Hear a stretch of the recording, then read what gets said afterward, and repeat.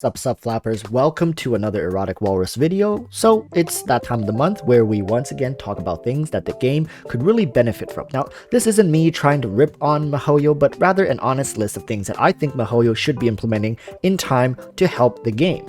Also, I will not be saying things like, oh, just remove the resin system, as that is so far away from our reality, you'd need to book a consultation with Dormammu just to have it be remotely possible. We are looking for win-win implementations, things that MiHoYo can do with little to no investment on their side, which could in turn benefit the player base in a way to not power creep or change the game. I will be mentioning the top 5 things that should be implemented either in patch 1.5 or later down the road. So if you have not subscribed, now would be a good time to do so, as on this channel I release daily Genshin content, and as you all know, during this Genshin drought I have never missed a single upload, so you can always count on me to get your Genshin fill every day. Anyways, for the first addition is an old friend, the artifact preset function. Now let's get this out of the way, as all of you know this is coming, especially the old viewers. What the artifact preset function does is essentially allow you to pre-save artifact loadouts to then at a later time apply it at the click of a button.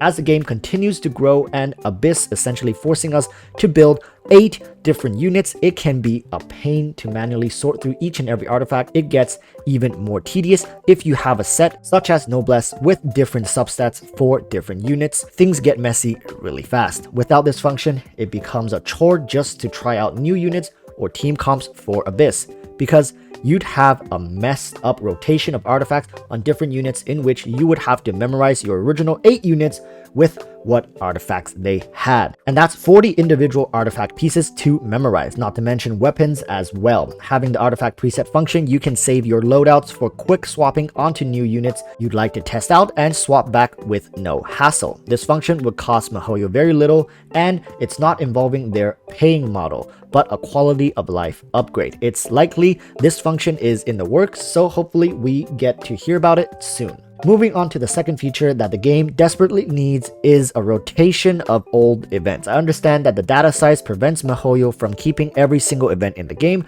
but having a rotation of old events with some goodies in the event stores can greatly increase replayability of the game for casual players. Every event can share a currency which can be exchanged from a store that resets monthly.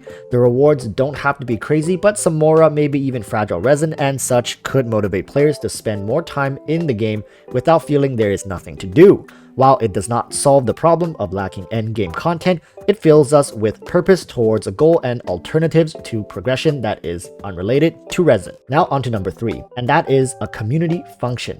This could be in the form of a guild or a trivial leaderboard, where players can feel that they belong to a bigger community. I can't stress how lonely it can get playing Genshin Impact, and it's not that people playing the game are antisocial. This game has one of the biggest online communities of not just mobile gaming, but just of all time. It's obvious the players enjoy sharing their passion for the game, so it's only beneficial to both MiHoYo and the players to allow the players a way to interact in-game.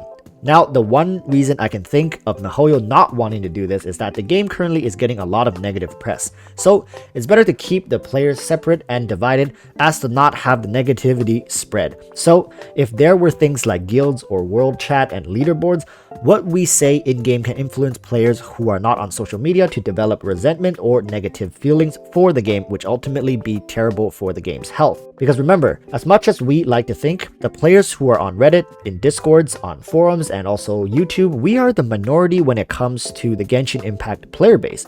Most of the players are not on these social media platforms, so they likely don't even know about how the community has been voicing concerns for the game. If MiHoYo gave us a way to communicate in-game, it can backfire on them really hard by giving the negative voice a new channel to bleed into.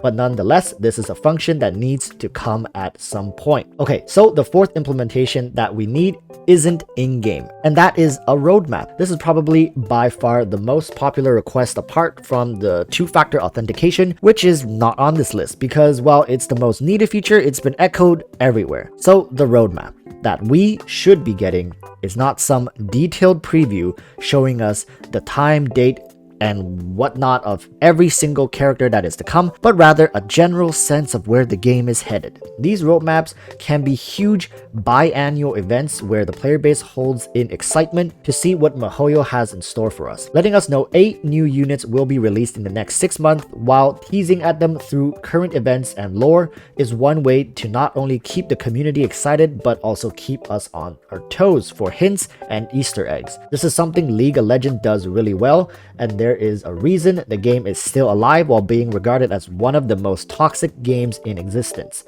We have to understand that new characters are exciting, and the more you hide it from us, the more we want to know. Leaks will never be completely stomped out, and MiHoYo knows this, so why not take advantage of our curiosity and play into it? Finally, the 5th and final addition I like to see is repeatable endgame content. As with all games, there comes a point where players finish the game and run out of things to do. Judging from a poll I did earlier this week, around 30% of the community has reached endgame, which currently is beating Spiral Abyss. While yes, the Abyss resets, it doesn't offer much to those who clear it the day it resets. Features in the game shouldn't always be driven by the rewards tied to them. I understand MiHoYo has created a system where they drip feed us resources to control the pace of our progression, but not everyone in the game wants a reward every time they do something. We enjoy this game and want to play more, so ultimately adding in repeatable late game content should be something that MiHoYo is looking into, because honestly I don't know how many more Hilichurl towers I can smash to justify meaningful content anymore. And that's it for this video. Thank you for watching. Make sure you are subscribed to catch tomorrow's video,